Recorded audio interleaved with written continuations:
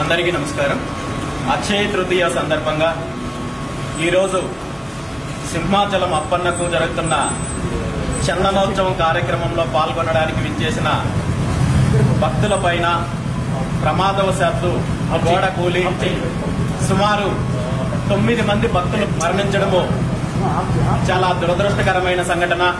ఈ సంఘటనలో మరణించిన భక్తుల ఆత్మకు సద్గతులు కలగాలని, అదేవిధంగా ఈ ప్రమాదంలో గాయపడిన అందరూ తొందరగా కోలుకోవాలని, మరణించిన వారి కుటుంబ సభ్యులకు మనోధైర్యాన్ని ప్రసాదించాలని ఆ స్వామివారిని కోరుకుంటూ, ఈరోజు జరిగిన సంఘటన చాలా దురదృష్టకరమైన సంఘటన. గతంలో మనం చూసాము, వైకుంఠ ఏకాదశి సందర్భంగా స్వామివారి దర్శనానికి విచ్చేసిన భక్తులలో కూడా తొక్కిసలాట వల్ల చాలా మంది భక్తులు చనిపోవడం జరిగింది.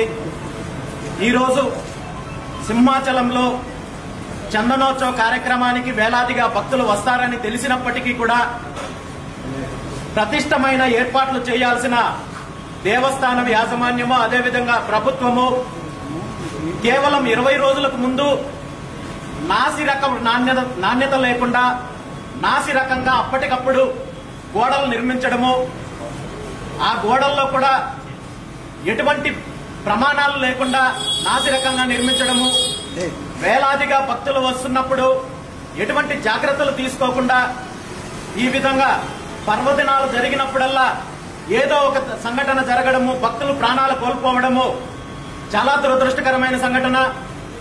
ఇలాంటి సంఘటనలు జరిగినప్పుడు భవిష్యత్తులో ఇలాంటి సంఘటనలు జరగకుండా చర్యలు తీసుకోవాల్సిన ప్రభుత్వము సంఘటన జరిగిన ప్రతిసారి కూడా దీనికి కుంటి సాకులు వెతుక్కుని తప్పించుకునే ప్రయత్నం చేస్తోంది తప్ప బాధ్యతగా వ్యవహరించడం లేదనేది ఈరోజు ప్రభుత్వము మంత్రులు ఇస్తున్న ప్రకటనలు చూస్తే అర్థమవుతోంది.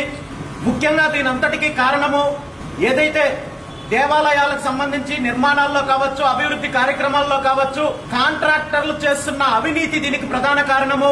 వీళ్ల యొక్క అవినీతి వల్ల వీళ్లు దేవస్థానం యొక్క అధికారులకు, అదేవిధంగా స్థానిక ప్రజాప్రతినిధులకు అవినీతిలో భాగం కల్పించాలి. కాబట్టి పనుల్లో, నిర్మాణాల్లో నాణ్యత లేకుండా నాసిరకం పనులు, నాసిరకం కార్యక్రమాలు చేయడం వల్ల ఈరోజు ఎక్కడ చూసినా ఇలాంటి కార్యక్రమాలు జరుగుతున్నాయి. వీటిని సరిదిద్దుకోవాల్సిన ప్రభుత్వము తప్పు చేసిన వారిపైన చర్యలు తీసుకోకుండా వర్షం వల్ల గోడలు కూలిపోయాయి, లేదా ఇంకొక కారణం వల్ల రద్దీ వల్ల సంఘటన జరిగిందని చెప్పి చాలా దీన్ని సింపుల్ గా తీసుకుని తప్పుదార పట్టించే కార్యక్రమం చేస్తున్నారు. ఇది చాలా దురదృష్టకరమైన అంశము. ఈ రోజు జరిగిన సంఘటనలో ఎవరైతే బాధ్యులు ఉన్నారో వాళ్ళందరి పైన కూడా చర్యలు తీసుకోవాలని, అదేవిధంగా చనిపోయిన వారి కుటుంబాలకు వెంటనే పరిహారం చెల్లించాలని, గాయపడిన వాళ్ళందరికీ కూడా వెంటనే కోలుకునే విధంగా వాళ్లకు వైద్య సేవలు అందించాలని, మరీ ముఖ్యంగా రాబోయే రోజుల్లో ఇలాంటి సంఘటనలు జరగకుండా చర్యలు తీసుకోవాల్సిన బాధ్యత ప్రభుత్వం పైనుంది, ముఖ్యమంత్రి చంద్రబాబు నాయుడు గారి పైనుంది. ముఖ్యంగా దేవాదాయ శాఖలో ఏవైతే నిర్మాణాలు చేపడుతున్నారో వీటన్నింటిలో కూడా క్వాలిటీ లేకుండా ప్రతి చోట కేవలం ఇది తిరుపతికో లేదా అన్నవరానికో లేదా సింహాచలానికో పరిమితం అవ్వలేదు. రాష్ట్రం మొత్తం మీద కూడా దేవాదాయ శాఖలో అనేక రకాలైన అవినీతి జరుగుతోంది. నిర్మాణాల్లో అవినీతి జరుగుతోంది, ప్రసాదాల్లో అవినీతి జరుగుతోంది. చాలా దేవాలయాల్లో నాసిరకం ప్రసాదాలు అందిస్తున్నారు. వీటన్నింటిపైన విచారణ జరిపి దీనికి శాశ్వత పరిష్కారం అందించాలని చెప్పి ప్రభుత్వాన్ని కోరుకుంటున్నాను. Thank you.